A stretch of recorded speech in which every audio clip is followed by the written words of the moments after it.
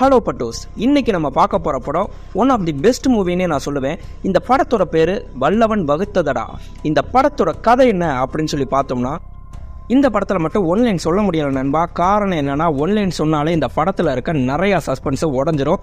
ஏன்னா இந்த படத்தில் இருக்க ஒவ்வொரு சீனுமே சூப்பராக சஸ்பென்ஸாக கொண்டு போயிருப்பாங்க. கிளைமேக்ஸு நம்ம யாருமே கொஞ்சம் கூட எதிர்பார்க்காத அளவுக்கு தரமான சம்பவத்தை பண்ணி விட்ருப்பாங்க. இந்த படத்தில் ஸ்டார்டிங்கில் வர ஒவ்வொரு சீனுமே பார்த்தீங்கன்னா, அடுத்தடுத்து அந்த சஸ்பென்ஸை ஓப்பன் பண்ணும்போது, அட பாவிகளா, இதுக்கு தான் முதல்ல அந்த சீன் காமிச்சிங்களா அப்படின்னு சொல்லி நம்மளுக்கே தோணும்.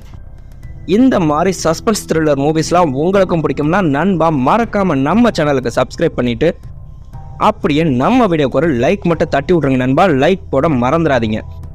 ஃபர்ஸ்ட் சாப்டர் 1 காட்டுறாங்க. எது நடந்ததோ அது நல்லதாகவே நடந்தது அப்படின்னு சொல்லிட்டு நம்மளுக்கு அகல்யாங்கிற ஒரு ஹீரோயினை காட்டுறாங்க. அவங்க கூட ராம்னு ஒருத்தர் நகை கடைக்கு அவங்களுக்கு பிடிச்ச ஜுவல் எடுத்து கொடுக்க வராரு. அங்கே அகல்யா சந்தோஷப்பட்டுட்டு, இப்படி ஒரு கிஃப்ட் இன்னைக்கு எனக்கு கிடைக்கும்னு நான் கொஞ்சம் கூட எதிர்பார்க்கல ராம்னு சொன்னால், அவர் சொல்கிறாரு, ஏதோ எனக்கு பிடிச்ச கிஃப்ட்டை வாங்கிட்டு வந்து உனக்கு சர்ப்ரைஸாக கொடுக்குறதுல எனக்கு விருப்பம் இல்லை, அதனால தான் உன்னையே கூப்பிட்டு வந்து உனக்கு பிடிச்ச நகையை எடுக்கணும்னு சொல்லி ஆசைப்பட்டேன். நீ என்ன அதிகமாக சூஸ் பண்ணாமல் ஃபஸ்ட்டு பார்த்ததே ஓகேன்னு சொல்லிட்ட, உனக்கு இது திருப்தியாக தான் இருக்கா அகல்யா அப்படின்னு கேட்டால், பொண்ணுங்களை அவ்வளோ சீக்கிரம் திருப்தி பண்ண முடியாதுராம், இருந்தாலும் எனக்கு இதுவே பிடிச்சிருக்குன்னா நம்ம ராம் பில் போட போனால் அவங்க டக்குன்னு அங்கே இருக்க ஒரு பெரிய நெக்லஸை பார்த்துட்டு, இது நல்லா இருக்கே கொஞ்சம் எடுங்கன்னு சொல்லி பார்த்துட்டு, ஒரே ஒரு ஃபோட்டோ மட்டும் எடுத்துக்கிறேன்னு நம்மளுக்கு அந்த நகையை ஃபோட்டோ எடுத்துக்கிறாங்க. 2 பேரும் பேசிகிட்டே வெளியே நடந்து வந்தால், அங்கே அவர் கல்யாணத்துக்கு அம்மாட்ட எல்லாம் பேசிட்டேன், பத்திரிக்கைக்கு உனக்கு என்ன டிசைன் வேணும்னு சொல்லும்போது அவங்க ஃப்ளாட் விற்பனைக்குன்னு ஒரு இடத்த பார்த்துட்டு அப்படியே ஒரு மாதிரி சோகமாக நின்று அழுகிறாங்க. என்ன ஆச்சுன்னு கேட்டால், இது எங்களோட இடம்தான், எங்கள் அப்பாவோட குடிப்பழக்கத்தினாலையும் தப்பான சகவாசத்தினாலையும் இந்த இடம் எங்கள் கைவிட்டு போயிருச்சு அப்படின்னு சொல்லிட்டு ஒரு அருமையான டைலாக்கு நோட் பண்ணிக்கோங்க. நம்மளுக்கு பிடிச்சமான ஒரு பொருள், அதுக்காக கஷ்டப்பட்டு உழைச்சி அது நம்ம கைக்கு வந்தோம், அதை நம்ம தக்க வச்சுக்கல அப்படின்னு சொல்லி சொன்னால் நம்மளை விட பெரிய முட்டாள் யாருமே இல்லை அப்படின்னு சொல்லி அழுகிறாங்க. கல்யாணத்துக்கு முன்னாடி இந்த இடத்த எப்படியாவது வாங்கணும் அப்படிங்கிறது தான் என்னோட கனவே. அகல்யா சொல்லிட்டு இருக்கும்போது ராம்க்கு ஒரு ஃபோன் கால் வருது. அவர் புக் பண்ண கேப் தான். அந்த கேபை ஓட்டிட்டு வர்றது நம்மளுக்கு சுபாங்கிற ஹீரோயின். சார், நீங்கள் சொன்ன லொக்கேஷனில் இருக்கே சார் அப்படின்னா அகல்யாட்ட சொல்லிவிட்டு, சரிம்மா நீ பார்த்து பத்திரமா வீட்டுக்கு போ, நான் கிளம்புறேன், கேப் வந்துருச்சுன்னு கிளம்புறாரு. நம்ம சுபா எப்படின்னு பார்த்தீங்கன்னா, இவர் இறங்கும்போது 125 ருபீஸ் கரெக்டாக சார்ஜ் ஆகிருக்குன்னு 130 ருபீஸ் கொடுத்தா மீதி 5 ரூபாயை கூட கரெக்டாக கொடுத்துட்றாங்க. அந்தளவுக்கு இங்கே பெர்ஃபெக்ட்டு. இறங்கின உடனே பார்த்தீங்கன்னா திருப்பிட்டு காரை ஸ்டார்ட் பண்ணால் காரு ஸ்டார்ட் ஆகலை. நம்ம காரோட ஓனர் ஃபோன் அடிக்கிறாரு.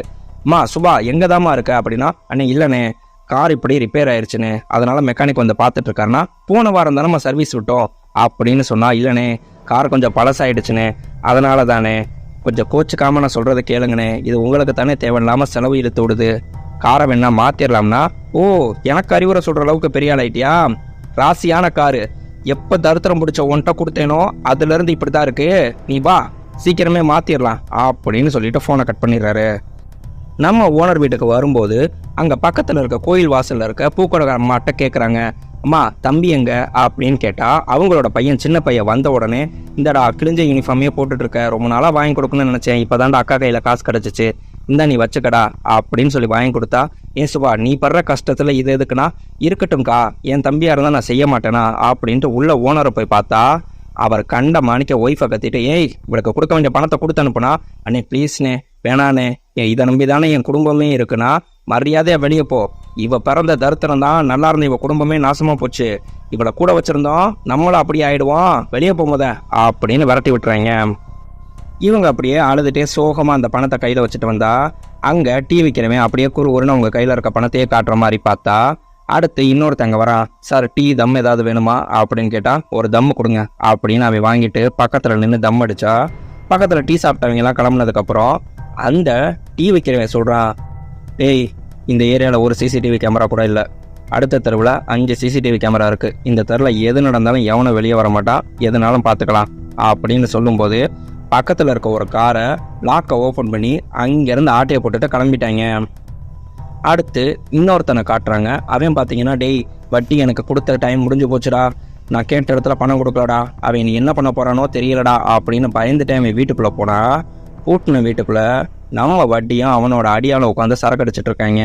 என்னப்பா டைம் முடிஞ்சு போச்சு, என்னையை தேடி வருவேன்னு பார்த்தா வீடை பூட்டிட்டு வேற எங்கேயோ சுற்றிட்டு இருக்கேன்னா, இல்லைண்ணே எனக்கு கேட்ட இடத்துல பணம் கிடைக்கலண்ணே செய்யலண்ணேனா, அவங்கிட்ட அவை கையெழுத்து போட்ட பத்திரத்தை கொடுக்குறாரு. இதை கொஞ்சம் படி அப்படின்னா, சொன்ன டயத்தில் நான் பணத்தை கொடுக்கலைன்னா என்னோட உடல் உறுப்பு எதை வேணாலும் நீங்கள் எடுத்துக்கலாம் அப்படின்னு எழுதி கையெழுத்து போட்டிருக்க, சரியா? அப்படின்னு சொன்னால் அடியால் ஒரே அடி அவரை அடிக்கிறான். அதோட நம்மளுக்கு அந்த சாப்டர் முடிஞ்சுச்சு. அடுத்த சாப்டர் 2, எது நடக்க இருக்கிறதோ அதுவும் நன்றாகவே நடக்கும். இங்கே நம்மளுக்கு ஒரு போலீஸ் இன்ஸ்பெக்டரை காட்டுறாங்க. நாளைக்கு லோக்கல் ஹாலிடே, கலெக்டர் சரக்கு விற்கக்கூடாதுன்னு சொல்லி ஆர்டர் போட்டிருந்தா நீ பெட்டி கடையில் வச்சு சரக்கு ஓட்டுறேன்னு சொல்லிட்டு ஏன்ட்டே கேட்குற அப்படின்னு அதுக்காக 1 லட்ச ரூபா ஒருத்தன்ட்ட லஞ்சம் வாங்குறாரு. இவர் எந்த அளவுக்கு மோசமான ஆளுன்னா, யோ என்னையா 2 தாள் குறையுதுன்னா, சார் இல்லை சார் கரெக்டாக தான் இருக்குன்னா அப்போ ஒரு 50,000 கொடுத்துட்டு போ. சார் என்ன சார், நல்லா கேட்டுக்கோ, நீ சரக்கு ஓட்டுறதுக்கு தான் 1 லட்ச ரூபா கொடுத்துருக்க, பிரச்சனை வந்துச்சு உன் மேலே கேஸ் போடுவேன், கிளம்பி போ. அப்படியே டிரைவரை பார்த்து டீசலுக்கு ஒரு 4,000 ரூபா கொடுத்துட்டு போ அப்படின்னா டிரைவர்கிட்ட 4,000 ரூபா கொடுத்தா அந்த காசு இவர் வாங்கிட்டு, யோ என்னையா ஒரு தாள் கிழிஞ்சிருக்கு மாற்றி குடியா அப்படின்னு கேட்டா அவன் டக்குன்னு உள்ளேருந்து இன்னொரு 500 ரூபா தாளை எடுத்து கொடுத்தா, சரி போ அப்படின்னா, சார் அந்த கிழிஞ்ச தாளை வச்சு நீ என்ன பண்ண போற, நான் பார்த்துக்கிறேன் கிளம்பு அப்படின்னு ஆட்டையை போட்டுருவாரு. அதே மாதிரி அங்கே ஒரு உண்டியல் வச்சிருப்பாரு. சரி அடுத்த வாரம் கோயிலுக்கு போகிறேன், கோயிலுக்கு காணிக்கையா ஒரு 2,000மோ 5,000மோ உன் மனசுக்கு ஏற்ற மாதிரி அந்த உண்டியலில் போட்டுட்டு போ அப்படின்னு அந்த உண்டியல்லையும் காசு போட சொல்லிடுவார். நம்ம கான்ஸ்டபிள் மனசுக்குள்ளே திட்டிகிட்டு இருப்பார். சரியான மலை முழுங்கியாக இருக்கான், நான் 20 வருஷ சர்வீஸில் இவ்வளோ மாதிரி மோசமான நான் பார்த்ததே கிடையாதுன்னா நம்ம இன்ஸ்பெக்டர் டக்குன்னு கேட்குறாரு, நீ அவன் போகிறவன் நல்லவன் மாதிரி எனக்கு சாபம் விட்டுட்ருக்க, என்னைய மாதிரி ஆள்லாம் என்றைக்குமே காசு தான் காப்பாற்றும், ஏன் அன்னைக்கு உயிர் எப்படி தப்பிச்சிச்சுன்னு ஞாபகம் இருக்கா அப்படின்னா நம்மளுக்கு ஒரு சின்ன ஃப்ளாஷ்பேக் காட்டுறாங்க. ஸ்டேஷனில் கரெக்டாக இதே மாதிரி ஒருத்தவங்க பேசிட்டு உண்டியில் காசு போட்டுட்டு போகும்போது ஒரு 50 ரூபா தாள் கீழே விழுந்துடும். அந்த 50 ரூபா தாளை பார்த்தோன்னே அதை கூட விடக்கூடாதுன்னு வேகமாக சேர்லேருந்து எந்திரிச்சு வந்து அந்த 50 ரூபா தாளை குனிஞ்சு எடுத்துட்டா டம்முன்னு சவுண்டு கேட்குது. திரும்பி பார்த்தா அவர் சேருக்கு மேலே இருந்த ஃபேனு கரெக்டாக அந்த சேரில் விழுந்திருக்கும். பார்த்தியா, என்னை மாதிரி ஆட்களை என்றைக்குமே பணம் தான் காப்பாற்றும் அப்படின்ட்டு போகிறாரு. நேராக யாரை பார்க்க வராருன்னு பார்த்தா நம்ம வட்டியை தான் பார்க்க வராரு அவரோட ஆஃபீஸ்க்கு. அண்ணே நல்லா இருக்கீங்களாண்ணே அப்படின்னு நம்ம இன்ஸ்பெக்டர் கேட்டால் நம்ம வட்டி கேட்குறாரு, அசலும் வட்டியும் சேர்ந்து ரெடி ஆயிடுச்சானா, இல்லைண்ணே உங்களை பார்த்து நேரில் டைம் கேட்டுட்டு போகலான்னு சொல்லி வந்தேன், அமௌண்ட் கொஞ்சம் பெருசில் அதனால் கொஞ்சம் சிரமமாக இருக்குண்ணேண்ணா. பேசிகிட்டு இருக்கும்போதே உள்ளேருந்து அவங்க அடியாளுக்க மூடையில் ஒருத்தனை கட்டி இழுத்துட்டு வந்தா, மூடையில் இருக்கவே அண்ணே தயவு செய்து கெஞ்சி கேட்குறேனே என்னை விட்டுருங்கண்ணே, உங்கள் பணத்தை எப்படியாவது நான் கொடுத்துட்றேன்னா அவங்க அடியாளுக்க கேட்குறாங்க. அண்ணே இவனை என்னென்ன பண்ணணும்னா, ஒன்றும் பிரச்சனை இல்லை, ஆர்கன்ஸ் எதுவும் டேமேஜ் ஆகலையில, டாக்டர் குப்தாட்ட பேசிட்டேன், கொடுக்க வேண்டிய பணத்தை அவர் கொடுத்துருவாரு, இவனை அங்கே பணத்தை வாங்கிட்டு டெலிவரி கொடுத்துருங்க, மற்ற ஆர்கன்ஸ் இருக்கிறதெல்லாம் அவர் பார்த்துக்குவார் அப்படின்னு அடுத்து நம்ம இன்ஸ்பெக்டரை சொல்கிறாரு. பணத்தை சொன்ன டயத்துக்கு வரலனா நீ இதே தான் எழுதி கையெழுத்து போட்டிருக்க, ஜாக்கிரதை, போய் பணத்தை ரெடி பண்ணுன்னு அனுப்பி விட்றாரு. அடுத்து நம்மளுக்கு காரை திருடின அந்த 2 பேரை காட்டுறாங்க. அதில் ஒருத்தருக்கு ஃபோன் வருது, சார் உங்களோட ஆட் வந்து ஆன்லைனில் பார்த்தேன், உங்கள் கார் வந்து இவ்வளோ லோ ப்ரைஸில் போட்டிருக்கீங்களே, கண்டிஷன்லாம் நல்லா இருக்கணா? இல்லை மேடம் ஒரு அர்ஜென்ட் தேவைக்காக வைக்கிறேன், கண்டிஷன்லாம் சூப்பராக இருக்குது மேடம், அதை பற்றி நீங்கள் கவலையே பட வேணாம் அப்படின்னு சொல்லிட்டு அவங்க ஆட்டையை போட்டுட்டு வந்த காரோட நம்பர் பிளேட்லேருந்து கலர்லேருந்து மொத்தமாக எல்லாத்தையும் சேஞ்ச் பண்ணிடுறாங்க. அடுத்து நம்மளுக்கு ஸ்டேஷனில் காமிச்சா இன்றைக்கி ஒருத்தர் மாட்டினானா அப்படின்னு சொன்னால் அங்கே இன்ஸ்பெக்டரை பார்க்க வர்றது வேறு யாரும் கிடையாது, நம்ம சுபாவோட கார் ஓனரு. சார் என்னோட காரை நேற்று நைட்லேருந்து காணோம் சார் அப்படின்னு சொல்லும்போது தான் தெரியுது அந்த 2 திருடனை ஆட்டையை போட்டது நம்ம சுபா விட்டுட்டு போன அந்த காரை. அந்த காரோட அடையாளம் என்னன்னு கேட்டால், sir white colour Swift desire car sir, number பிளேட்டுக்கு கீழே அடிபட்டு சின்னதாக ஒரு புளி இருக்கும் சார், அது இல்லாமல் டிரைவர் சீட்டுக்கு கீழே எங்கள் ட்ராவல்ஸோட ஸ்டிக்கர் ஒட்டி இருக்கும், அறம் ட்ராவல்ஸ்ன்னு சொல்லிட்டு அப்படின்னு சொல்லிட்டு, சார் எனக்கு அது ரொம்ப ராசியான கார் சார், கொஞ்சம் முடிஞ்ச அளவுக்கு சீக்கிரம் கண்டுபிடிச்சி கொடுங்க சார் அப்படின்னு பாக்கெட்லேருந்து ரூபா எடுத்தா, அதெல்லாம் வேணாம் ராசியான காருன்னு சொல்லிட்டீங்க, கவலைப்படாதீங்க, கண்டுபிடிச்சதுக்கப்புறம் என்ன பண்ணணும்னு சொல்கிறேன், அதை மட்டும் சரியாக பண்ணிடுங்க, கடவுள் நம்பிக்கை இருக்கா? இருக்குது சார் அப்படின்னு சொன்னோன்னே, அடுத்த வாரம் கோயிலுக்கு போகிறேன், அந்த இருக்கு பாருங்க உண்டியல், உங்கள் மனசுக்கு ஏற்ற மாதிரி 2,000மோ 5,000மோ போட்டுட்டு போங்க அப்படின்னு இவர்கிட்டையும் வசூல் பண்ணிடுறாரு. அடுத்து மறுபடியும் நம்மளுக்கு கார் டிரைவராக இருக்க சுபாவை காட்டுறாங்க. அவங்க வீட்டுக்கு வந்தால் அவங்க அப்படியே ஃபீல் பண்ணி அழுகுறாங்க. அப்பா எனக்கு இப்படி வேலை போயிடுச்சுன்னா அவங்க அப்பா சொல்கிறாரு, நான் தாம்மா என் மேலே தாம்மா எல்லா தப்பும், ஊரில் இருக்கவங்களெல்லாம் நம்பி நல்லது பண்ணுறேன், இறக்கப்படுறேன், செய்கிறேன் அப்படின்னு சொல்லிட்டு நம்ம சொத்தை பூரா இப்படி அழிச்சிட்டேம்மா. அப்போ கூட மகராசி என் பொண்டாட்டி நல்லபடியாக தாம்மா இருந்து எனக்கு ஆதரவாக இருந்தா, எப்போ உன் தங்கச்சி நம்ம எல்லாரையும் ஏமாத்திட்டு லவ் பண்ண பையனோட ஓடி போனாலோ அவள் அப்படியே நொறுங்கி போயிட்டாமா, இப்படி நெஞ்சு வலி வந்து இறந்தே போயிட்டாமா அப்படின்னு சொல்லி பேசிகிட்டு இருக்கும்போதே பார்த்தீங்கன்னா அவங்க தங்கச்சி அவங்க ஹஸ்பண்டோட வராங்க. கன்சீவாக இருக்காங்க. மாமா ஒன்றும் இல்லை, வளகாப்பு பண்ணணும், நல்லபடியாக பார்த்து சிறப்பாக பண்ணிடுவீங்க அப்படிங்கிறதுக்காக நம்பி விட்டுட்டு போகிறேன், கல்யாணம் தான் பண்ணலை, இதையாவது பார்த்து பண்ணுங்கன்னா அவங்க அப்படியே தலையில் கையை வச்சுட்டு உட்காந்துருக்காங்க. நம்ம நிலைமை தெரியாமல் இப்படி கொண்டு வந்து விட்றாங்கன்னா, அப்பா என்னை மன்னிச்சிருங்கப்பா, நான் தான்ப்பா ஏமாந்துட்டேன், வளகாப்பு எல்லாமே அவங்க தான்ப்பா செலவு செய்யணும், ஆனால் அவங்க என்கிட்ட காசப்படணுங்கிறதுக்காக இங்கே வந்து விட்டுட்டு போயிட்டாங்கன்னா விடுமா, என்ன பண்ணுறது, என் பொண்ணாக பிறந்துட்டேல, செய்ய வேண்டியதை நான் செய்கிறேன் அப்படின்னு காமிச்சா அடுத்து நம்மளுக்கு அகல்யாவை காட்டுறாங்க. நம்ம ராம் தான் வர சொல்லியிருப்பாரு. என்ன ராம் இவ்வளோ அர்ஜென்ட்டாக வர சொன்னால் ஏதோ முக்கியமான விஷயம்னா, அவர் கவரில் கட்டுக்கட்டாக பணத்தை எடுத்து மொத்தமாக கையில் கொடுக்குறாரு. நீ ஆசைப்பட்ட அந்த லேண்டுக்கு இந்த பணத்தை வச்சுக்கோ அப்படின்னு சொல்ல உடனே இவங்க, வேணா ராம், நான் மேக்ஸிமம் பணம் ரெடி பண்ணிட்டேன், இன்னும் கொஞ்சம் தான், அதையும் நான் ரெடி பண்ணி நான் வாங்கிக்கிறேன்னா, அதே மாதிரி இந்த பணத்தை நீ அம்மாவோட மெடிக்கல் எக்ஸ்பென்சஸ்க்காக வச்சுக்கோன்னு சொன்னால், இந்த பணத்தை யார் கொடுத்து விட்டான்னு சொல்லி தெரியுமா? கொடுத்து விட்டதே அம்மா தான். இந்த பணத்தை பொடின்னு சொன்ன உடனே நம்ம அகல்யா அப்படியே ஒரு மாதிரி ஃபீல் ஆகிட்டு அத்தைகிட்ட சொல்லி, ஆஹா அம்மாட்ட சொல்லி சீக்கிரமே கல்யாணத்துக்கு ஒரு நல்ல நாள் பார்க்க சொல்லு அப்படின்னு சொல்லிட்டு அப்படியே அவங்க நினச்சி பார்க்குறாங்க.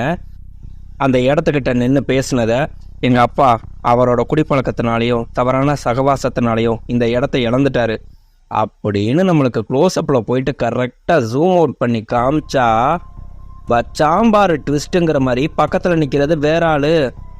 அப்படியே கேமரா ஒரு ரோலிங்கில் காமிச்சா அதே டயலாக்கு பக்கத்தில் நிற்கிறது வேற ஆள். அப்போ தான் நம்மளுக்கு தெரியுது நம்ம அகல்யா இதே மாதிரியே ஏமாற்றி எல்லார்ட்டேருந்து நகையை ஆட்டையை போட்டுட்டு இந்த இடத்த காமிச்சு பணத்தையே ஆட்டையை போட்டுட்டு இருக்காங்க. இதெல்லாம் விட ஹைலைட்டு அடுத்து அவங்க யார்கிட்ட பேசிகிட்டு இருக்காங்கன்னு காமிச்சா, நம்ம வட்டிகிட்ட. அவரை பார்க்க அகல்யா வரும்போதே சொல்கிறாங்க, சாரிப்பா கொஞ்சம் லேட் ஆயிடுச்சுன்னா. நம்ம வட்டி சொல்கிறாரு, டயங்கிறது பணம் மாதிரி, அதை என்றைக்குமே வேஸ்ட் பண்ணக்கூடாது, நகையை செலக்ட் பண்ண ரொம்ப நேரம் ஆக்காத, எனக்கு அடுத்து ஒரு வேலை இருக்குன்னா நீ கவலையப்படாதப்பா, நான் ஆல்ரெடி நகையை செலக்ட் பண்ணி வச்சுருக்கேன் அப்படின்னு. நம்மளுக்கு ஏற்கனவே இவங்க ஒரு பெரிய நெக்லஸை ஃபோட்டோ எடுத்தாங்களா, அதை காமிச்சா நைஸ் செலெக்ஷன் அப்படின்னு வாங்கி கொடுத்தவர் அம்மா ஊர்லேருந்து வராங்க. அவங்களே தான் மருமகளுக்கு கையால் மாட்டி விடணும்னு சொல்லி ஆசைப்பட்றாங்கன்னா, அப்படியாப்பா ஓகேப்பா, அம்மா அடுத்த வாரமே வந்து அவங்களே மாட்டி விடட்டும்ப்பான்னு இவங்க அப்படியே டென்ஷன் ஆயிடுறாங்க. ஏன்னா எல்லாத்தையும் நகையை முதையே ஆட்டையை போட்டுருவாங்க. அடுத்த சாப்டர் 3, எதை நீ இழந்தாய், எதற்காக நீ அழுகிறாய் அப்படி நம்மளுக்கு டிரைவர் சுபாவை காமிச்சா, அவங்களுக்கு ஒரு பாய் ஃப்ரெண்ட் இருக்காங்க. அவரும் பார்த்தீங்கன்னா கேப் டிரைவராக இருக்கார். அவர் சொல்கிறாரு, எப்படியாவது நம்ம சொந்தமாக ஒரு கார் எடுத்துட்டோம்னா பேசாமல் அதை நீயே ஓட்டலாம், அமௌண்ட்டு கொஞ்சம் ரெடியாக இருக்குது, மீதி அமௌண்ட்டை ரெடி பண்ணி எப்படியாவது நான் எடுத்துட்றேன், நீ கவலைப்படாத அப்படின்னு சொன்னோம். அடுத்து நம்ம சுபாவோட அப்பாவை காட்டுறாங்க. அவர் பார்த்தீங்கன்னா வளகாப்புக்கு எப்படியாவது பணம் வேணும்னு ஊரில் இருக்க எல்லாத்தையும் கடை வாங்கி அமௌண்ட்டை தேத்திக்கிட்டு இருக்காரு. அதே சமயம் நம்ம திருடங்க 2 பேரும் எப்படியாவது இந்த காரை வைக்கணும்னு சொல்லிட்டு ஒரு அடிமையை ரெடி பண்ணிட்டு இருக்காங்க. இதே மாதிரி நம்மளுக்கு அகல்யாவை காமிச்சா, அங்கே கரெக்டாக அகல்யாவை பக்கத்தில் கார்த்திக்னு ஒருத்தவங்களை பார்த்துட்டு, கார்த்திக் நீயா அப்படின்னு சொல்லிட்டு 2 பேரும் போய் ரெஸ்டாரண்ட்டில் பேச ஆரம்பிக்கிறாங்க. அடுத்தவங்களை இப்படி ஏமாற்றி சம்பாதிக்கிறியே, இது தப்புன்னு உனக்கு தோணலையா அகல்யா? நம்ம அகல்யா சொல்கிறாங்க, 3 வேளை சாப்பிடாம பசியில் இருந்திருக்கியா? எத்தனையோ நாளோட பசியில் இருந்திருக்கேன். எங்கள் அப்பா அவருக்கு பிடிச்ச வாழ்க்கையை சந்தோஷமாக வாழணும்னு சொல்லி போயிட்டாரு. எங்கள் அம்மா என் கூட கஷ்டப்பட்டுட்டு இருக்கும்போது உங்கள் அப்பா நல்ல மனுஷன், அவர் தான் வந்து பார்த்தேன்னா எவ்வளவோ உதவி செஞ்சார். ஆனால் இந்த ஊர் என்ன பண்ணுச்சு, அண்ணன் தங்கச்சியாக பழகினவங்களை அசிங்கமாக பேசுனுச்சு. நேர்மையாக தான் வாழணுங்கிற ஒரே முடிவோட எங்கள் அம்மாவும் நானும் அங்கேருந்து கிளம்பி வந்தோம். ஆனால் அதுக்கப்புறம் யாரையுமே உங்கள் அப்பா மாதிரி ஒரு நல்ல மனுஷனை நாங்கள் சந்திக்கவே கிடையாது. ஒரு சின்ன பூ கட்டுற கடையில் முதற்கொண்டு நான் பூ கட்டுற வேலை பார்த்தேன். ஆனால் அவனும் நான் சின்ன பிள்ளைன்னு கூட பார்க்காம என்னை தப்பாக தான் பார்த்தான். ஆசைன்னு ஓடுற மனுஷங்களை ஏமாற்றி நான் காசு சம்பாதிக்கிறது தப்பு இல்லை கார்த்திக். இந்த டயலாக்கும் எனக்கு பிடிச்ச டயலாக்கு. இங்கே பசிங்கிறது சாத்தான், பணங்கிறது கடவுள், இவ்வளவுதான் நம்ம வாழ்க்கை அப்படின்னு சொல்லும்போது நம்ம கார்த்திக் சொல்கிறாரு, நான் காதலிச்ச அகல்யா இப்படி இருக்கிறத என்னால் ஏற்றுக்க முடியல. மும்பையில் மனசுக்கு பிடிச்ச ஒரு நல்ல வேலை, கை நிறையா சம்பாதிக்காட்டினாலும் வாழ்கிறதுக்கு தேவையான பணம் இருக்குது.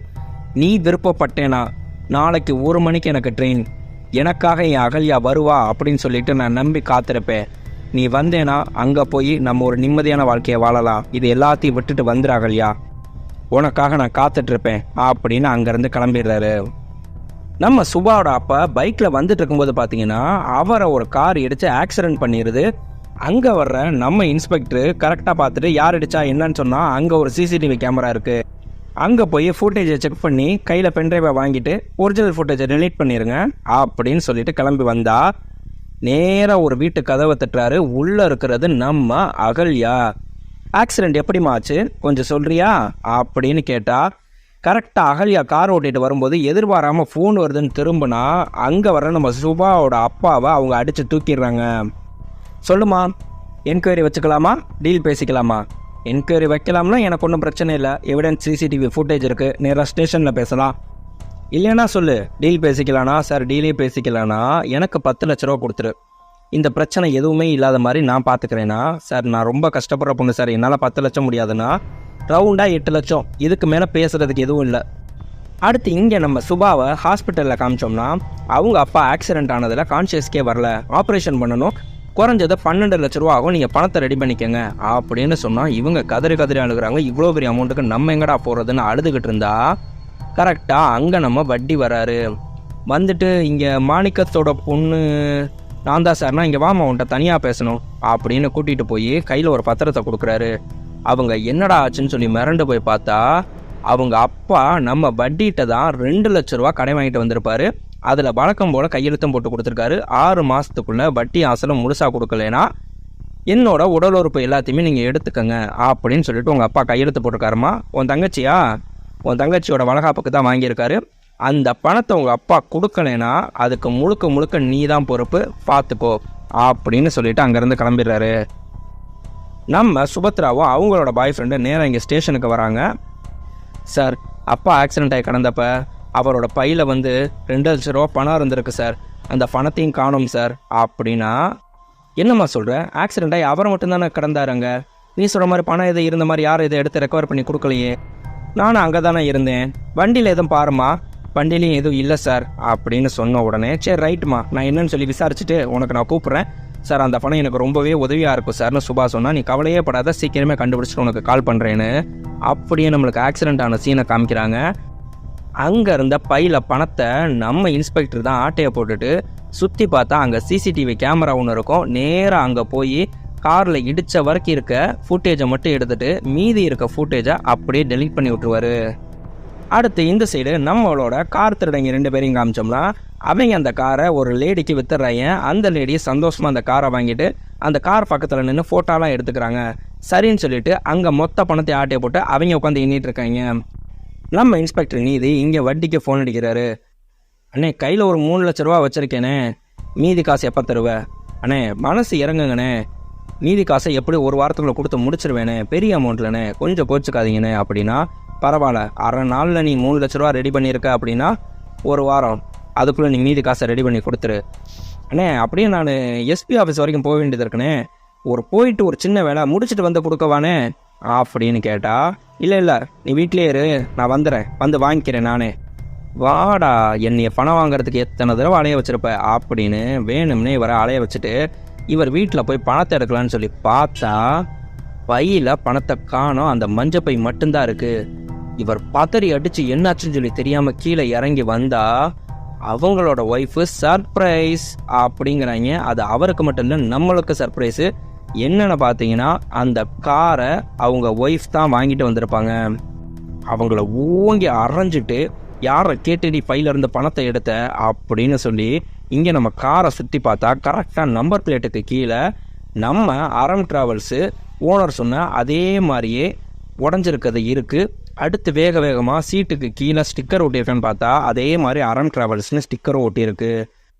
அட்டி பாவி, போய் திருட்டு வண்டியை வாங்கிட்டு வந்திருக்கேடி, இந்த கார் தொலைஞ்சு போச்சுன்னு சொல்லிட்டு ஏன்ட்ட தாண்டி கம்ப்ளைண்ட் கொடுத்துருக்காங்க, என்னெல்லாம் என்ன செய்யறதுன்னு தெரியலன்னு அப்படியே கடுப்பில் வீட்டில் உட்காந்துருந்தா கொஞ்ச நேரத்தில் கரெக்டாக வட்டி வந்துட்டு என்ன நீதிமணி, அரை நாளில் 3 லட்ச ரூபா ரெடி பண்ணியிருக்க, பயங்கரமான நாள் தான் நீ, சரி போ பணத்தை எடுத்துகிட்டு வானா. இல்லைண்ணே நானே உங்களுக்கு ஃபோன் பண்ணலான்னு நினச்சேன்னா, அதெல்லாம் அப்புறம் பேசிக்கலாம், பணத்தை எடுத்துகிட்டு வா, மகாலட்சுமியை கையில் கொடுத்துட்டு நீ என்ன வேணாலும் பேசுன்னு சொன்னால், இல்லைண்ணே இப்போ பணம் இல்லைன்னா நம்ம இன்ஸ்பெக்டரை சட்டையை பிடிச்சி சப்புன்னு அடிச்சு போடுறாரு.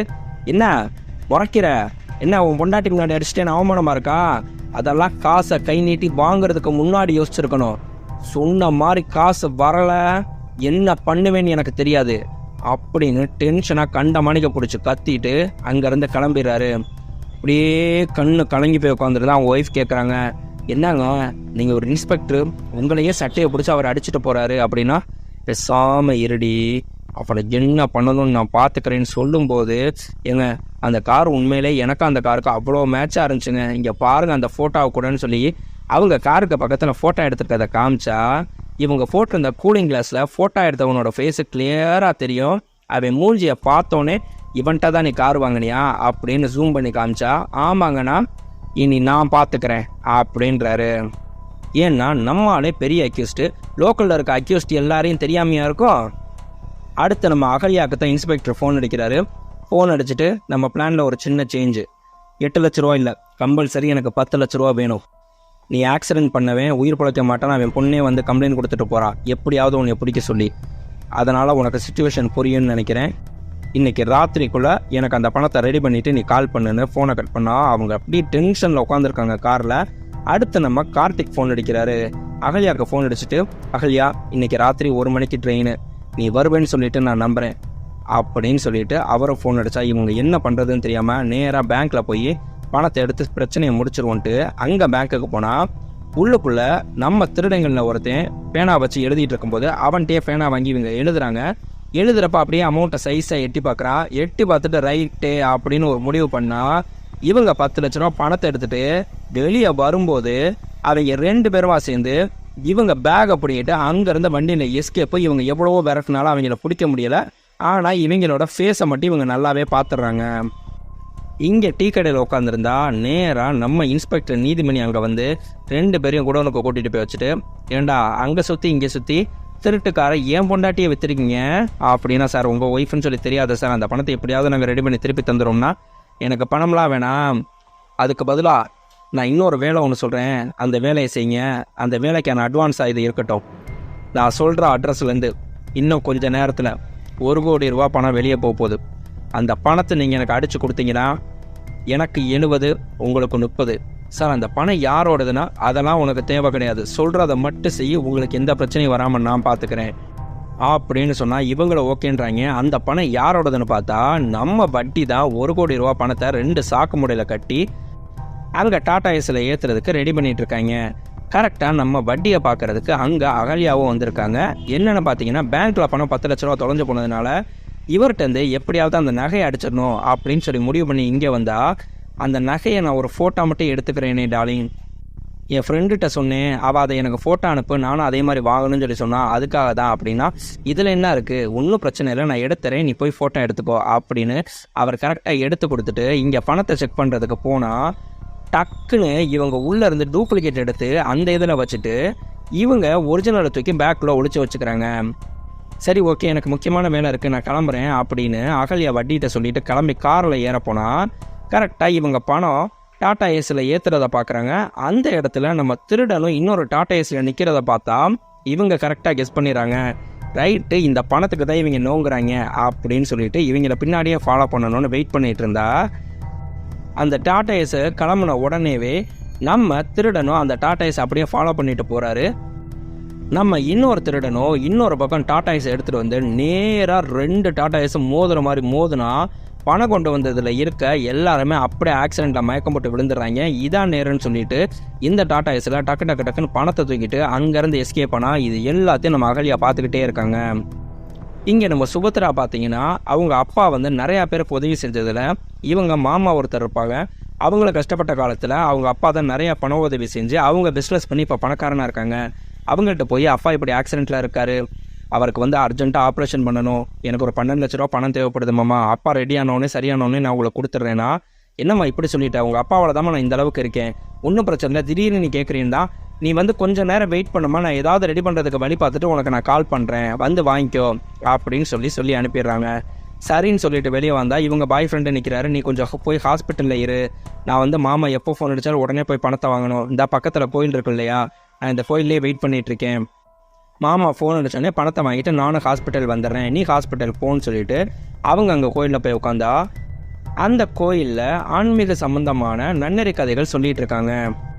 இங்கே நம்ம வட்டி நம்ம இன்ஸ்பெக்டர் நீதியை கூப்பிட்டுட்டு என் பணத்தை ஆட்டைய போட்டவன் எப்படியாவது இன்னைக்கு ராத்திரிக்குள்ளே எனக்கு வேணும் நீதி, நீ என்ன வேணாலும் பண்ணு, நீ எனக்கு கொடுக்க வேண்டிய வட்டி காசை ஃபுல்லாக கூட கழிச்சுக்கோ, அசல் மட்டும் கொடு, அது எனக்கு போதும், ஆனால் என் பணத்தை திருடுனவன் இன்னைக்கு ராத்திரிக்குள்ளே என் கண்ணில் சிக்கியே ஆகணும் அப்படின்னு சொல்கிறாரு.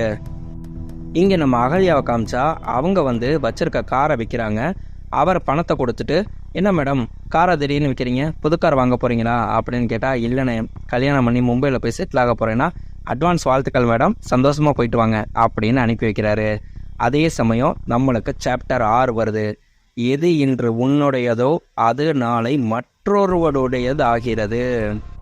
இங்கே நம்மளுக்கு 2 திருடனை காட்டுறாங்க. அதில் ஒருத்தர் கேட்குறாரு, ஏமாச்சான் உனக்கு யாரா சிரஞ்சீவிங்கிற பேர் வச்சா அப்படின்னு கேட்டால், அது ஒரு பெரிய கதைடா, நான் பிறக்கும் போதே இறந்து தான் பிறந்தேனா, எங்கள் அப்பா மிகப்பெரிய சிவபக்தர், அங்கே இருக்க சிவலிங்கத்திட்ட போய் போட்டு விடாமல் சிவமந்திரம் சொல்லிக்கிட்டே இருந்தாராம். கொஞ்ச நேரத்தில் நான் கத்தி அழுதுட்டு எந்திரிச்சேனா, அதனால் எனக்கு சிரஞ்சீவின்னு பேர் வச்சுட்டு இனி உனக்கு சாவே கிடையாதுடா அப்படின்னு சொல்லிட்டு இந்த பேர் வச்சாருடா. எனக்கு கூட தான் மச்சான் சக்கரவர்த்தின்னு பேர் வச்சாங்க, நான் எங்கே சக்கரவர்த்தி மாதிரி வாழ்கிறேன், இப்படி தாண்டா லோல் பட்டுட்டு இருக்கேன். ஏன் மச்சான் நம்ம வேணா அந்த இன்ஸ்பெக்டருக்கு இந்த காசை கொடுக்காம மொத்த காசையும் நம்மளே எடுத்துக்கலாமே மச்சானா? இல்லைடா அது தப்பு, திருட்டா இருந்தாலும் அதில் ஒரு நேர்மை வேணும்டா, அவனுக்கு பேசினபடி கொடுத்துருவோம் அப்படின்னு சொல்லும்போது நம்ம சக்கரை சொல்கிறாரு, மச்சான் என் பேரை நானே கேட்ட பல வருஷமாச்சுடா, சக்கரவர்த்திங்கிற என் பேருக்கு தகுந்த மாதிரி வாழ்கிறதுக்குன்னு ஒரு வாய்ப்பு கிடச்சிருக்குடான்னு சொல்லும்போது அப்படியே நம்மளுக்கு லைட்டாக ஃப்ளாஷ்பேக்கை காமிச்சா நம்ம இன்ஸ்பெக்டர் சக்கரவர்த்திகிட்ட டீல் பேசுகிறாரு. நீ நான் சிரஞ்சீவி 3 பேரும் பணத்தை பிரித்தா எனக்கு 70, உங்கள் 2 பேருக்கு சேர்ந்து 30. ஒருவேளை சிரஞ்சீவி உயிரோடு இல்லைனா எனக்கு 60, உனக்கு மட்டும் 40, யோசிச்சுட்டு முடிவு பண்ணு அப்படின்னு சொன்னோம்னா அதை அப்படியே இவர் யோசிச்சுட்டு டக்குன்னு சிரஞ்சீவி அப்படியே பின்னாடி கூட கழுத்தை நெரிச்சு அப்படியே அங்கே கொண்டுறாரு. கரெக்டாக நம்ம இன்ஸ்பெக்டர் உள்ளே வந்தா, என்னடா சக்கரை போட்டியா அப்படின்ட்டு நம்ம வட்டிக்கு ஃபோன் அடிக்கிறாரு. ஃபோன் அடிச்சுட்டு, அண்ணே அந்த பசங்க 2 பேர் இருக்க லொக்கேஷனை கண்டுபிடிச்சாச்சு, உங்களுக்கு வாட்ஸ்அப்பில் அனுப்பியிருக்கேன், சீக்கிரமாக வந்து சேருங்க, நான் ஒரு வேலை இருக்குது முடிச்சுட்டு வந்துடுறேன் அப்படின்னு ஃபோனை வச்சா, சார் என்ன சார் இப்படி பண்ணிட்டீங்கன்னா, டேய் எனக்கு 2 ஆடு தேவைப்பட்டுச்சு, ஒன்று முட்டாள் ஆடு, அந்த செத்து கிடக்கு பார்த்தியா அது கொஞ்சம் புத்திசாலி ஆடு, அதுகிட்ட சொல்லி நான் உன்னைய போட சொல்லியிருந்தேன்னா அது எண்ணெயை போட்டுட்டு உன்னையை காப்பாற்றிட்டு பணத்தை எடுத்துகிட்டு போயிருக்கோம், ஆனால் நீ முட்டாள் சக்கரை சொன்ன உடனே நம்பிட்டு அவனையே போட்டுட்ட பார்த்தியா, இப்போ வட்டி இங்கே வருவான், அவன் உன்னைய போடுறதுக்கு முன்னாடி நானே உன்னைய போட்டுட்டு உங்கள் 2 பேரையும் அவன் தான் போட்டான்னு என் கையாலேயே அவனை அரெஸ்ட் பண்ணி கூட்டிகிட்டு போயிடுவேன். அவன் ஏன் மேலேயே கையை வச்சுட்டா சக்கரை, என்ன பண்ணுறது, சரி ரைட்டு உன் ஆசைப்படியாக உன்னைய கொள்கிறேன், நகண்டு போ அப்படின்னு அவரை நகலை சொல்லிட்டு கீழே அம்மன் ஃபோட்டோ போட்ட 5 ரூபா காயினை எடுக்கிறாரு.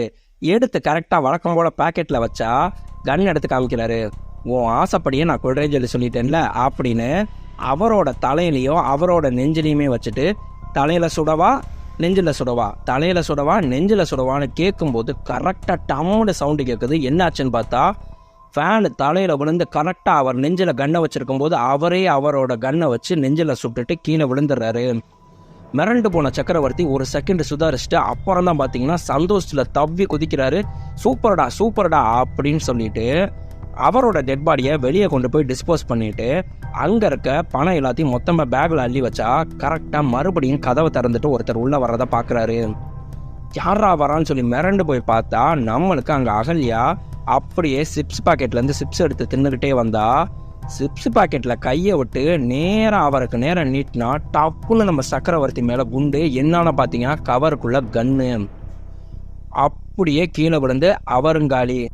அந்த கன் எடுத்து இவங்க கைரேகை இல்லாமல் தொடச்சிட்டு அங்கே ஆல்ரெடி செத்து கிடக்கிற சிரஞ்சீவியோட கையில் அந்த கன்னை வச்சு விட்டுட்டு அவங்க பணம் இருக்க பேக்கை எடுத்துகிட்டு போனால் வெளியே கார் ரெடியாக இவங்க ரெடி பண்ணி வச்சுருக்காங்க. அந்த காரில் பண பேக்கை வச்சுட்டு இவங்க கார் எடுத்துகிட்டு கிளம்பிடுறாங்க. கொஞ்ச நேரத்துலேயே நம்ம வட்டி அங்கே வர்றாரு. வந்து பார்த்தவர் பார்த்தீங்கன்னா இவன் மட்டும் துடிச்சுக்கிட்டே இருக்கான். சக்கரவர்த்தி அடித்து கேட்குறாரு, டேய் உண்மையை சொல்கிறா, அந்த பணத்தை எங்கடா, மரியாதை உண்மையை சொல்கிறா, சாகிறதுக்கு முன்னாடி எனக்கு சொல்கிறா, உன்னை எப்படியாவது நான் காப்பாற்றிடுறேன்டானா. அவர் வாயே திறக்க மாட்டேன்னு அப்படியே அமைதியாக இருக்காரு. ஒரு அருமையான டைலாக் சொல்லுவார் இந்த படத்தில். இதுவும் என்னோட ஃபேவரட் டைலாக்கு. என்னென்னு பார்த்தீங்கன்னா, உலகத்திலே பணக்கார கடவுள் யாருன்னு சொல்லி தெரியுமா? நம்ம திருப்பதி ஏழுமலையான். ஏன்னு சொல்லி தெரியுமா? அவர் மட்டும்தான் பார்த்தேன்னா நைட்டு 12 மணி வரைக்கும் தரிசனம் தருவார். அடுத்து விடிய காலையில் 3 மணிக்கெலாம் அலங்காரம் பண்ணி அடுத்த தரிசனத்தை ஆரம்பிச்சிருவாங்க. வேற எந்த பெருமாள் கோயிலையும் பார்த்தேன்னா இந்த சிறப்பு கிடையாது. மதியானம் பார்த்தேன்னா நட சாத்திடுவாங்க. சாயங்காலம் ஒரு 8 மணிக்கெல்லாம் பார்த்தேன்னா மறுபடியும் நட சாத்திடுவாங்க. கடவுளாகவே இருந்தாலும் கஷ்டப்பட்டு உழைச்சாதாண்டா பணக்காரனாக முடியும் அப்படிம்பாரு. இது வரைக்கும் இப்படி ஒரு விளக்கத்தை நான் கேள்விப்பட்டதே இல்லை. ஆனால் உண்மையிலே அருமையான டைலாக். இவர் பதிலே சொல்லாமல் இருந்தா கடுப்பில் அப்படியே அங்கே இருக்க சரக்கை ஊற்றி அடிச்சுட்டு அங்கே சிரஞ்சீவி இறந்து கிடப்பார்ல, அப்புறம் ஓங்கி மிதின்னு மிதிக்கிறாரு. என் பணத்தை எங்கடா எடுத்துகிட்டு போனீங்கன்னா அவ்வளவுதான். விழுந்து கிடந்த சிரஞ்சீவி டபக்குன்னு எந்திரிக்கிறாரு. எந்திரிச்சு பார்த்தா நம்ம சக்கரவர்த்தி அங்கே இறந்து கிடக்கிறாரு அப்படின்னு சொல்லி பார்த்த உடனே கையில் இருந்த துப்பாக்கியை வச்சு பதட்டத்தில் டக்குன்னு நம்ம வட்டியையும் அவரோட அசிஸ்டண்ட்டையும் சுட்டு போடுறாரு. சுட்டா அவங்க 2 பேர் இறந்துடுறாங்க. இங்கே வந்து சக்கரவர்த்திகிட்ட கேட்குறாரு, டி மச்சான் என்னடாச்சு வாடா ஆஸ்பத்திரி போகலாம் அப்படின்னு சொன்னால் நம்ம சக்கரவர்த்தி சொல்கிறாரு, மச்சான் உங்கள் அப்பா உனக்கு வச்ச பேர் சரிதான்டா, நான் கூட உன்னை என்னமோன்னு நினச்சேன்டா. நீ சிரஞ்சீவிங்கிற பேருக்கு ஏற்ற மாதிரி உனக்கு சாவே கிடையாது மச்சான். ஆனால் ஒன்றுடா, இந்த தொழில் எதுவுமே வேணாண்டா, எல்லாத்தையும் விட்டுட்டு நீ பாட்டுக்கு போய் வேற ஏதாவது தொழில் செஞ்சு நிம்மதியாக வாழுடா. நான் இதுக்கு மேலே பிழைக்க மாட்டேன்டா, இங்கேருந்து கிளம்பி போயிடுடா, தயவு செய்து சொல்கிறேன்டான்னு சொல்லிட்டு அப்படியே துடிச்சுக்கிட்டே சொல்கிறாரு. அவரும் கண்ணு கலங்கி அழுதுகிட்டே அவர் அங்கேருந்து கிளம்பி போயிடுறாரு. அடுத்து பார்த்தீங்கன்னா நம்ம சுபாக்கு அவங்க மாமாட்ட இருந்து ஃபோன் வருது. ஃபோன் வந்தோடனே சந்தோஷமா, மாமா சொல்லுங்க மாமாண்ணா. அம்மா எங்கெங்கேயோ பணம் கேட்டு பார்த்தேன்டா, எங்கேயுமே பணம் ரெடி பண்ண முடியலடா. உங்கள் அப்பா நல்ல மனுஷன்டா, எத்தனையோ பேருக்கு உதவி செஞ்சுருக்காரு, அவருக்கு எதுவும் ஆகாது, கண்டிப்பாக அந்த கடவுள் கைவிடாது, நீ தைரியமாக இரு, என்னையை மட்டும் கோச்சிக்காத அப்படின்ட்டு ஃபோனை கட் பண்ணா அவரோட ஒய்ஃப் சொல்கிறாங்க, நல்ல வேலைக்குங்க, நான் கூட ஏதாவது 10 லட்சம்னு சொன்னோன்னே தூக்கி கொடுத்துட போகிறீங்களோ அப்படின்னு சொல்லிட்டு பயந்துட்டே இருந்தேன்னா, ஏய் அவர் எப்போயும் நம்ம கஷ்டப்பட்ட காலத்தில் உதவி செஞ்சார் ரைட்டு, அதுக்காக 1 ரூபா 2 ரூபாயா 10 லட்ச ரூபாய் தூக்கி கொடுத்துட்டு இவங்க எப்போ நம்மளுக்கு தருவாங்கன்னு பார்த்துட்டு இருக்க முடியுமா, வெற்றி அப்படின்னு சொன்னால் இதுதான் நம்மளுக்கு உண்மையான சொந்தக்காரங்க உலகம். அவங்க அப்படியே அங்கே அழுதுட்டு கோயிலில் உட்காந்துருக்காங்க. அதே சமயத்தில் பார்த்தீங்கன்னா இங்கே நம்ம அகல்யா காரில் வந்துட்டு இருக்கும்போது அங்கே டோல்கேட் மாதிரி பேரிகார்டை போட்டு போலீஸு செக் போஸ்ட் வச்சுருக்கு.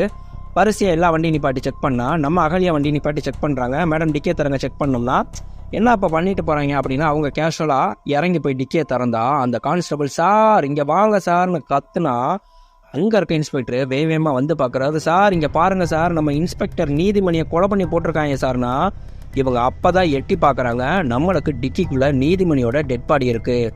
நம்மளுக்கு காமிச்சா சக்கரவர்த்தி அந்த டெட் பாடியை டிஸ்போஸ் பண்ணுறதுக்காக தூக்கிட்டு வந்து கார் டிக்கியில் தான் வச்சுருப்பாரு. ஐயோ ராமா, அவசரப்பட்டு நீங்கள் காரை எடுத்துகிட்டு வந்து மாட்டிக்கிட்டோமேனு அவங்க பணத்தை தூக்கிட்டு அங்கேருந்து தப்பிச்சு ஓடுறாங்க. நம்ம போலீஸும் விடாமல் விரட்டினா இவங்க எப்படியாவது தப்பிச்சு போகிறதுக்கு பேக்கோட ஓடுறதுக்கு பார்த்தா அங்கே ஒரு ஸ்கூட்டி வண்டி சாவியோடு நிற்கும்.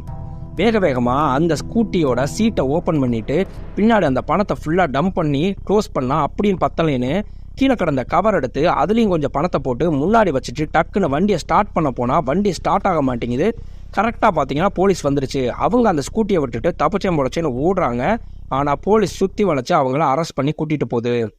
கரெக்டாக கூட்டிகிட்டு போகும்போது அந்த கோயில் வாசலில் நம்ம ராம் நிற்கிறாரு. ராம் பார்த்துட்டு அகல்யா அப்படின்னு நினச்சிட்டு போலீஸ் அரெஸ்ட் பண்ணிட்டு போகிறத பார்த்தோன்னே அப்படியே கடவுளுக்கு நன்றி சொல்லிட்டு ஒரு 5 ரூபா காயின் எடுத்து கோயில் உண்டியில் போட்டால் அந்த 5 ரூபா காயின்லேயும் பார்த்தீங்கன்னா அந்த அம்மன் படம் போட்டிருக்கு. நம்ம சுபா பார்த்தீங்கன்னா அழுதுகிட்டே இங்கே வந்து வண்டி எடுக்க போகிறாங்க. கரெக்டாக வண்டி எடுக்க போகும்போது ஃபோன் வருது. என்னன்னு சொல்லி பார்த்தீங்கன்னா நம்ம சுபாவோட தங்கச்சி அப்பா ஹாஸ்பிட்டலில் சீரியஸாக இருக்காரு, பணம் ரெடி பண்ணிட்டே இல்லையா, உடனே ஆப்ரேஷன் பண்ணணும்னு சொல்கிறாங்க. அப்படின்னா அழுதுகிட்டே மாவா இப்படி சொல்லிட்டாரு, நான் இந்த மாதிரி பண்ணுறேன் அப்படின்னு சொல்லி வண்டி எடுக்க போகும்போது பார்த்தீங்கன்னா சாவி வண்டியிலேயே இருக்குது. என்னடா வண்டிக்கு முன்னாடி கவர் இருக்குன்னு சொல்லி பார்த்தா பேசிக்கிட்டே கவர் எடுக்கிறாங்க. அப்படியே பணத்தை பார்த்தோன்னே இவங்க கண்ணு கலங்கி அழுகிறாங்க. அங்கே உள்ளே இருக்க சாமியார் நம்மளுக்கு தத்துவ கதையாக சொல்லிட்டு இருந்தார் இல்லையா, அதில் ஒரு தத்துவத்தை சொல்கிறாங்க. நீங்கள் செய்கிற நன்மையோ தீமையோ கண்டிப்பாக பார்த்தீங்கன்னா அதற்கான பலன்கள் உங்களை வந்து சேர்ந்தே தீரும். கடவுள் என்றைக்குமே வரம் கொடுக்க மாட்டார், வாய்ப்புகள் மட்டும்தான் கொடுப்பாரு, அதை நீங்கள் பயன்படுத்திக்கணும் அப்படின்றாங்க. நம்ம சுபா கவரில் இருக்க பணத்தை மட்டுமே பார்த்துட்டு கடவுளை அப்படியே கண்ணு கலங்கி நன்றி சொல்லிட்டு அவங்க அப்பாவை காப்பாற்றிடலாம், நீ கவலைப்படாத தங்கச்சிட்ட ஃபோனில் பேசிட்டு வண்டியில் கிளம்புறாங்க. ஆனால் அவங்களுக்குள்ள பெரிய அதிர்ஷ்டம், ஸ்கூட்டிக்கு அடியில் மொத்தமாக 1 கோடி ரூபா பணம் இருக்குங்கிறது அவங்களுக்கு இன்னும் தெரியாது. இந்த படத்தில் சொன்ன மாதிரி கடவுள் வந்து வரங்கள் தருவதில்லை, வாய்ப்புகள் தருவாங்க அப்படிங்கிறாங்க. உண்மைதான் நண்பா, எனக்கு ஒரு அருமையான வாய்ப்பு கொடுத்துருக்காங்க உங்கள் எல்லாத்தையும் பேசுகிறதுக்கு. அப்படி இருக்க அந்த வாய்ப்பை நான் பயன்படுத்தி நான் சொல்கிறது ஒன்று மட்டும்தான், நம்ம டிஸ்கிரிப்ஷன் எல்லாத்துலேயுமே வச்சிருக்க அதே ஒரு வார்த்தை தான். முடிஞ்ச அளவுக்கு நல்லது செய்வோம், முடியலைனாலும் கண்டிப்பாக யாருக்கும் கெட்டது செய்ய மாட்டோம். கெட்டவனுக்கு நல்லது செஞ்சாலும் நல்லவனுக்கு கெட்டது செய்யாதீங்க. இந்த படத்தில் சொன்ன மாதிரி உங்கள் வாழ்க்கையில் நடந்திருக்கான்னு மட்டும் யோசிச்சு பார்த்து எனக்கு சொல்லுங்கள். நம்மளுக்கு ஒருத்தவங்க கெடுதல் செஞ்சுருப்பாங்க, ஆனால் நம்ம அவங்களுக்கு திருப்பிட்டு கெடுதல் செய்கிறதுக்கு முன்னாடியே கடவுளாக பார்த்து அவங்களுக்கு வச்சு செஞ்சு ஒரு தண்டனை கொடுத்துருப்பாரு. நண்பா, இந்த மாதிரி எனக்கும் நடந்துச்சு அப்படின்னு உங்களுக்கு ஏதாவது அனுபவம் இருந்துச்சுன்னா மறக்காமல் அதை கமெண்ட்டில் சொல்லுங்கள் நண்பா. இந்த மாதிரி கிரைம் த்ரில்லர் படம்லாம் உங்களுக்கும் பிடிக்கும்னா மறக்காமல் நம்ம சேனலுக்கு சப்ஸ்கிரைப் பண்ணிவிட்டு அப்படியே நம்ம வீடியோக்கு ஒரு லைக்கும் தட்டி விட்ருங்க. மறுபடியும் அடுத்து ஒரு நல்ல வீடியோவில் உங்களை நான் சந்திக்கிறேன். பாய்.